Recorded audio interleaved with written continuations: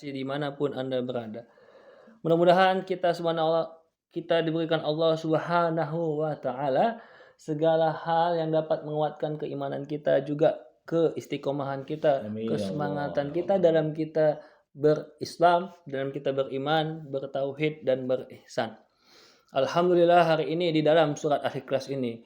Kenapa kita lihat di dalam surat Al-Ikhlas ini disebut dengan surat Al-Ikhlas, surat Al-Masad. Seperti itu. Ada beberapa surat yang kadang kita tahu kata-kata suratnya itu, kata-kata atau penamaan suratnya diambil dari lafaz atau ayat itu. Namun hampir semua surat di dalam Al-Quran ada kata-kata atau setiap nama dalam surat itu pasti ada lafaznya atau kalimatnya yang terdapat di antara ayat-ayat di dalam surat tersebut itu. Tapi ketika kita masuk ke dalam surat Al-Ikhlas tidak ditemukan kata-kata ikhlas di dalam ayat-ayat surat Al-Ikhlas tersebut.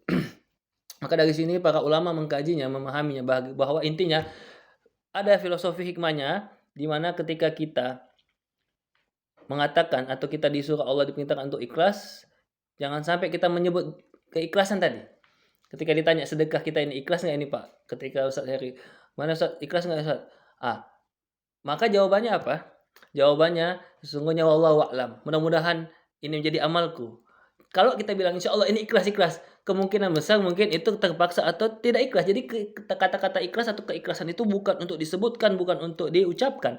Hanya harus sekedar dibuktikan saja. Kita buktikan bagaimana ketulusan kita, kesungguhan kita untuk ikhlas kita menyembah Allah, ikhlas kita untuk beribadah, berzikir, beramal soleh, bersedekah di jalan Allah. Dengan bulatan tekad kita, dengan ikhtiar-ikhtiar kita itu tadi, mudah-mudahan Allah meletakkan kita dalam maqamul ikhlas tadi. Memang tidak bisa kita menjadi orang yang ikhlas. Kita lihat di dalam beberapa surat Al-Quran, ayat-ayat Al-Quran bahwa kata-kata ikhlas itu tidak ditemukan. Yang ada mukhlisin lahuddin satu, lalu kemudian illa min ibadikal mukhlasin.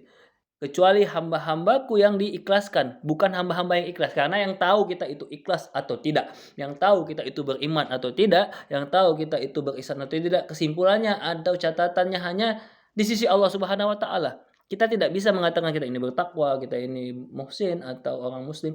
Kesimpulannya adalah, intinya adalah Allah yang lebih memahami apakah kita ini memang betul-betul haqqa tuqatih, betul-betul takwa yang betul-betul takwa, atau hanya mungkin takwa yang setengah, atau hanya takwa sekedar ikut-ikutan, atau di depan orang dia bertakwa, rajin sholat, namun ketika di sendiriannya ia jauh daripada Allah. Intinya adalah bagaimana kita hanya menjadikan Allah sebagai satu-satunya tujuan kita, sehingga dimanapun kita berada, saat apapun kita suka duka, saat kita sedih, saat kita senang, kita selalu mengembalikan hanya kepada Allah, mengikhlaskan segala hal yang terjadi dalam hidup kita, meyakini bahwa apa-apa yang menimpa kita, kesedihan-kesedihan, musibah-musibah itu merupakan apa? Yaitu jalan-jalan ketakwaan kita, jalan-jalan keimanan kita untuk meningkatkan derajat kita di sisi Allah. Mudah-mudahan Allah betul-betul menyelamatkan kita, meridhoi kita dan merahmati kita dengan amal-amal ibadah kita. Walaupun mungkin belum banyak keikhlasan di dalamnya, tetapi mudah-mudahan Allah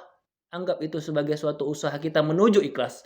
OTW menuju keikhlasan itu, dan nantinya kita bisa masuk ke dalam surga Allah, Jannatun Naim, Jannatul Firdaus, dan jannah-jannah lainnya insyaallah. Amin amin ya Amin ya rabbal Allah, ya Rabbal alamin. alamin. Subhanallah.